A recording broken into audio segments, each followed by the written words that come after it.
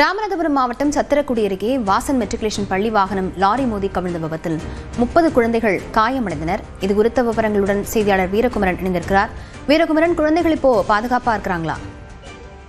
லாவண்யா, ராமநாதபுரம் மாவட்டம் சத்திரக்குடி அருகே தனியார் பள்ளியான வாசன் மெட்ரிகுலேஷன் ஹையர் செகண்டரி பள்ளியில் காலை மாணவ மாணவிகளை ஏற்றுக்கொண்டு பள்ளி வாகனமானது சத்திரக்குடி தாண்டி இருக்கக்கூடிய ஒரு பள்ளிக்கு திரும்பும் பொழுது பின்னால் வந்த லாரியானது அந்த பள்ளி வாகனத்தின் மீது மோதி இருக்கிறது. இதனால் வாகனம் கட்டுப்பாட்டை இழந்து அந்த பகுதியிலேயே சாலையோரம் கவிழ்ந்து விபத்துக்குள்ளானது. இந்த விபத்தில் பள்ளி குழந்தைகள், அதாவது மாணவ மாணவிகளான சிறு குழந்தைகள் காயமடைந்தனர். சுமார் 25-30க்கும் மேற்பட்ட மாணவ மாணவிகள் காயமடைந்த நிலையில் சுமார் 10க்கும் மேற்பட்ட மாணவியர்களுக்கு தலையில் காயம் ஏற்பட்டுள்ளது.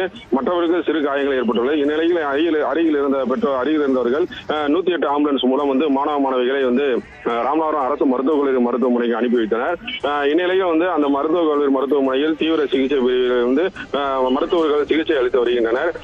தற்போது மாணவ மாணவிகளின் பெற்றோர்கள் மருத்துவமனையில் குவிந்திருந்ததால் பெரும் பதற்றமான சூழல் நிலவி வருகிறது.